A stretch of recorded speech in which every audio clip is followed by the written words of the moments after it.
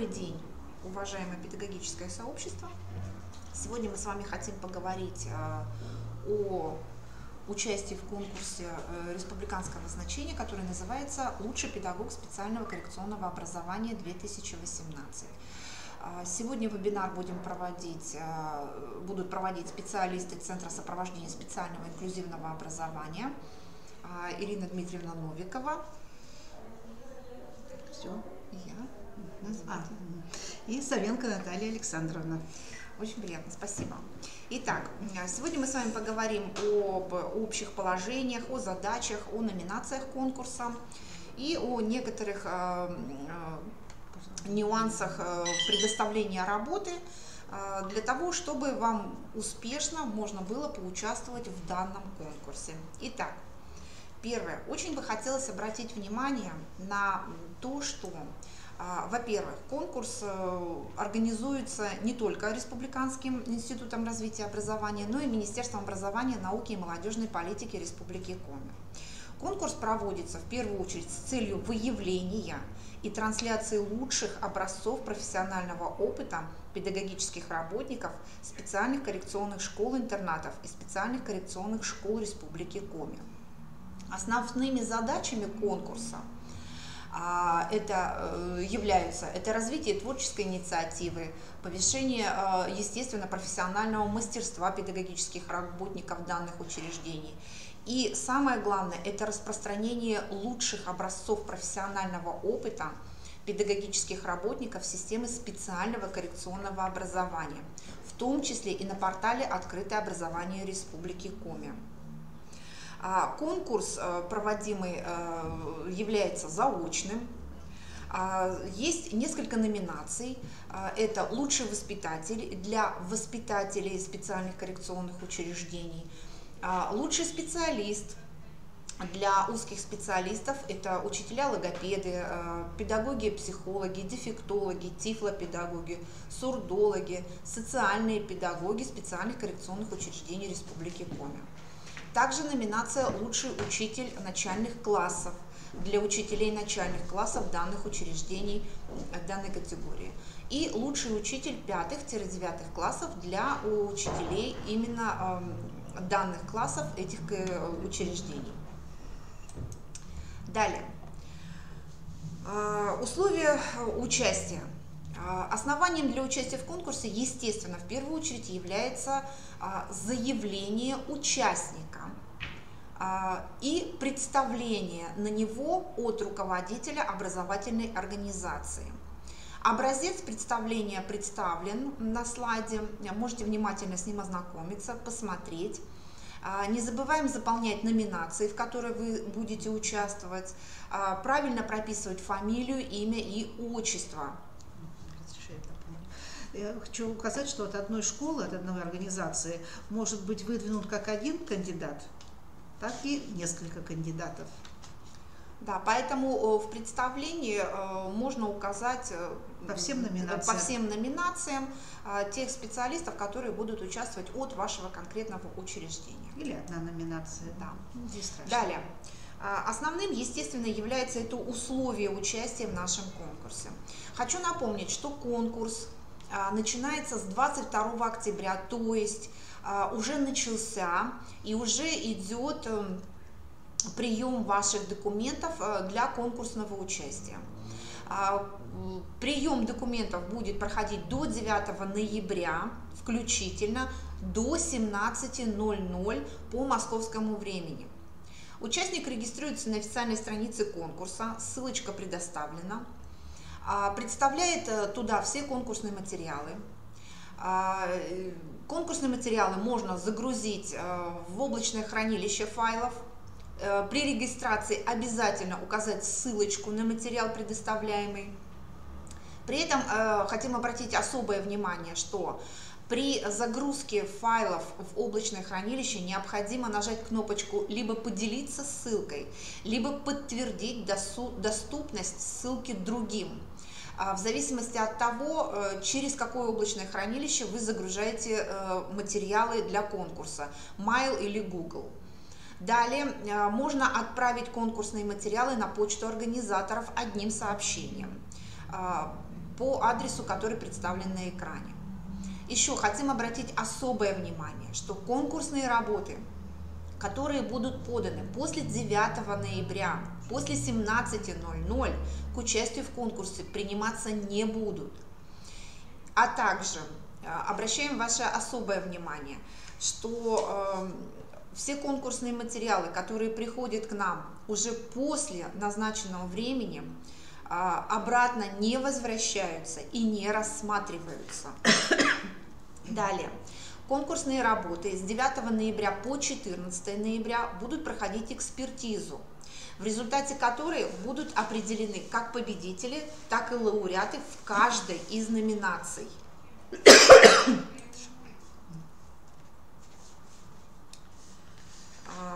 Далее. Победители конкурса получают право участвовать в научно-практической конференции «Специальное образование и социокультурная интеграция» со своим конкурсным материалом для распространения, естественно, лучших практик работников Республики Коми. Еще один важный момент. Все работы, которые предоставляются на конкурс «Лучший педагог специальной коррекционной школы», не рецензируются и не возвращаются обратно. Просим особо обратить на это внимание и помнить об этом при отсылке документов к нам на конкурс. Далее, в состав конкурсных материалов обязательно должны входить следующие документы.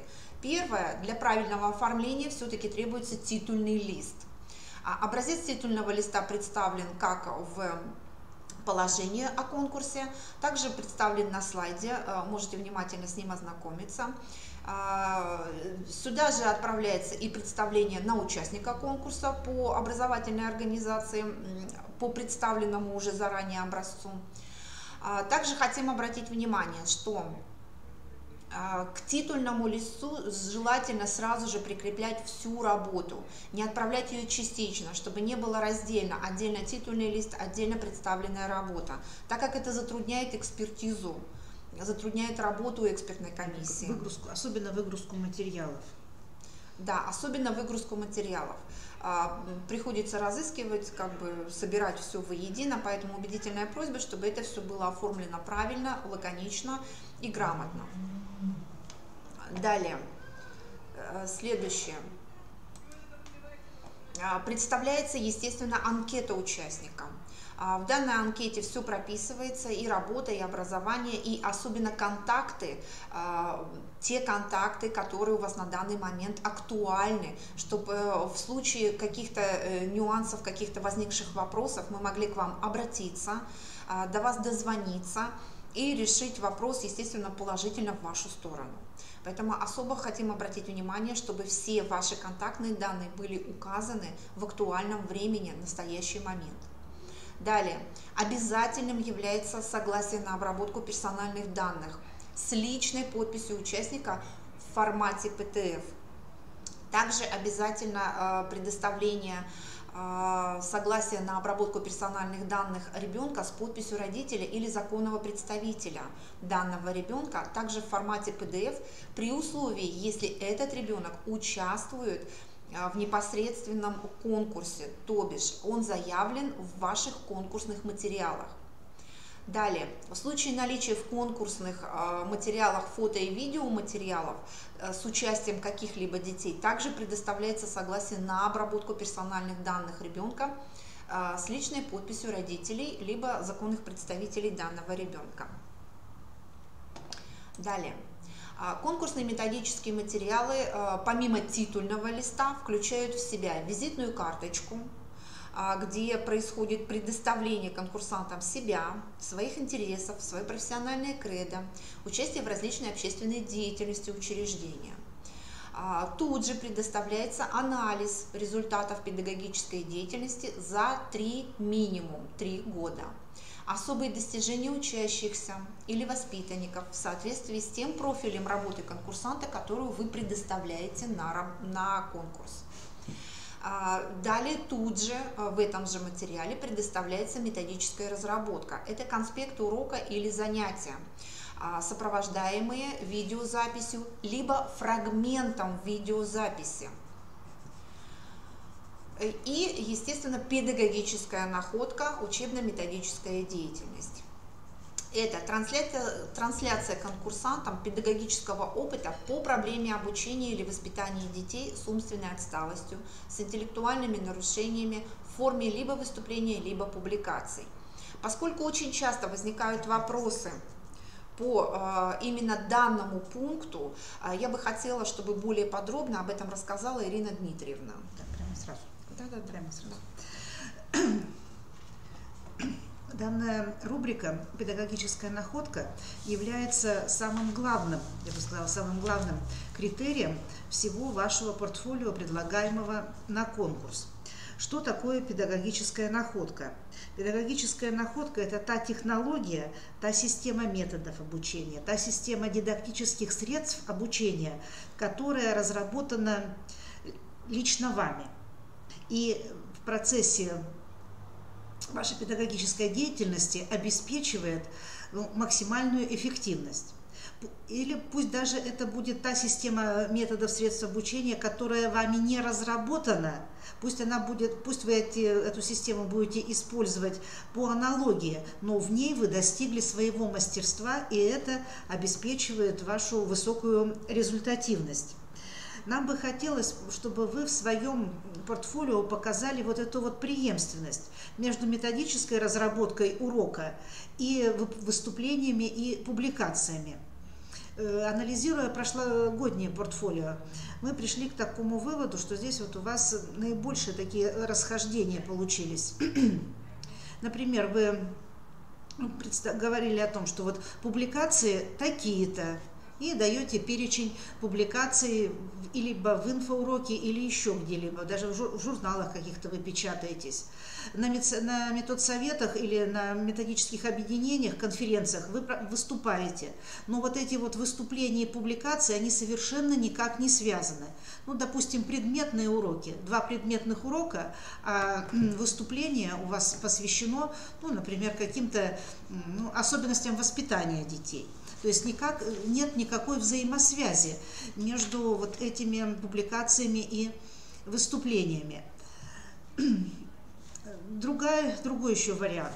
Да, у нас в критериях написано, что мы учитываем публикации выступления какого уровня, школьного, республиканского или федерального.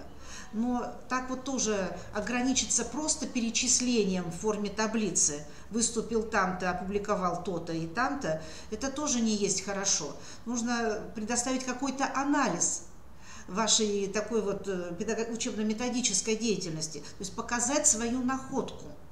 Еще раз повторяю, находка – это та система методов обучения, дидактических средств обучения, которая обладает или новизной, или вот вы так хорошо подобрали какие-то приемы, использовать то, что уже давным-давно известно. Но это вот именно ваш какой-то личный подход.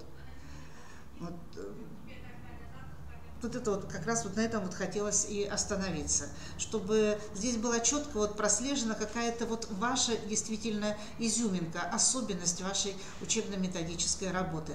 Пожалуйста, обратите на это внимание.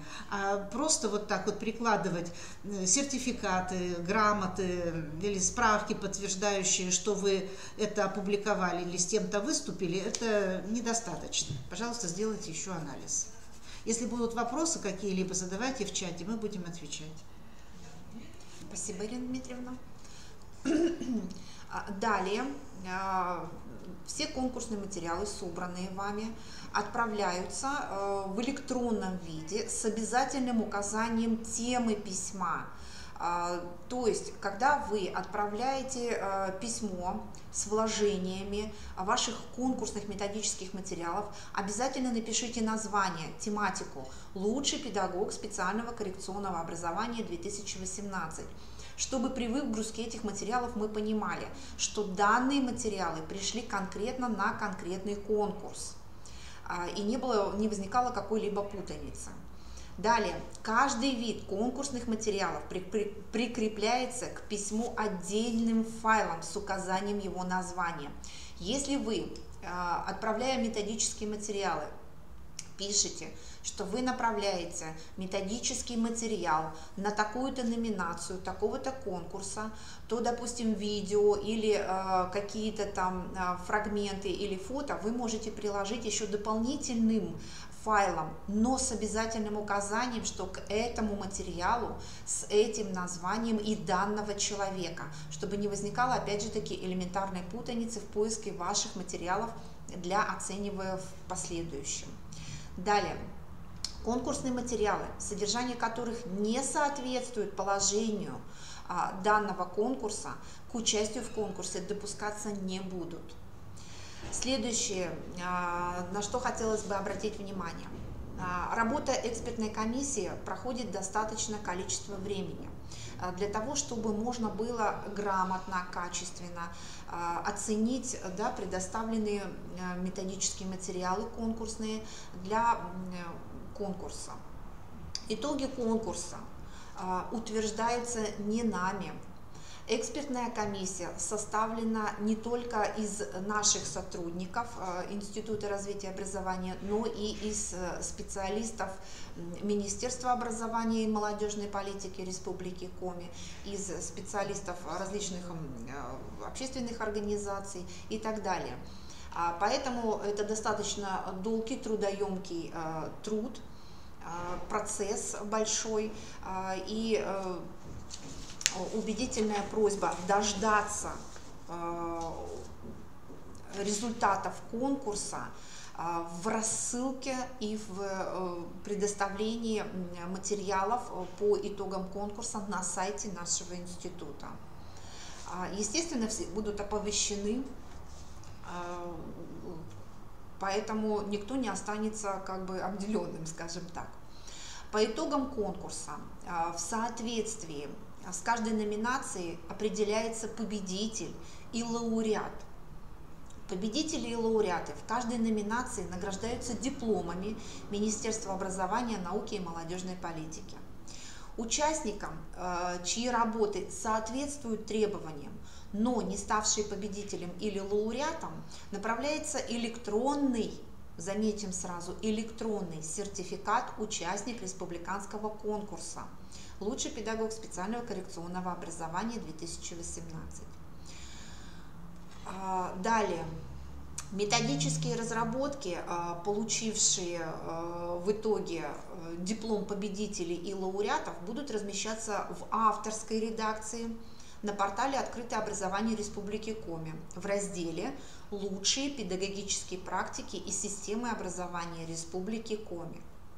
И еще, уважаемые педагоги, как я уже и говорила, все результаты будут размещаться на сайте в разделе «Педагогические конкурсы» только после подписания документов Министерством образования и молодежной политики. И раньше, чем это произойдет, мы предоставить информацию просто не имеем права. Поэтому просим вас проявить терпение и уважение к конкурсу, к участникам, к экспертам и к своим же педагогам, скажем так. Да? Спасибо за внимание. Ирина Дмитриевна еще добавит дополнение. Пожалуйста, при подготовке своих конкурсных материалов тщательно изучите критерии и показатели, по которым будет работать экспертная комиссия. Мы следуем строго этим пунктам, которые указаны, и иногда вызывает просто досаду за то, что невнимательно читаете эти критерии, и представленные работы порой не соответствуют тем показателям, которые бы мы хотели увидеть. Не злоупотребляйте, пожалуйста, своими наградами, дипломами, которые порой ничем не подтверждаются. Далее, не надо много присылать презентаций ко всем урокам подряд, ибо мы не можем выявить, что же вы здесь нам хотите показать, потому что порой просто идут презентации к урокам, а что там нужно нам увидеть, чему возрадоваться, этого нет. И еще раз обращаю ваше внимание к рубрике «Педагогическая находка», чтобы эксперты не гадали в конспектах, мероприятий, уроков. А какой же находке вы хотите нам рассказать, чтобы вы нам ее сразу так вот показали, мы ее увидели и по достоинству оценили. Так что успехов вам, пожалуйста, всего самого хорошего. Все. До свидания. Спасибо за внимание. До свидания. Так, где вопросы видеть?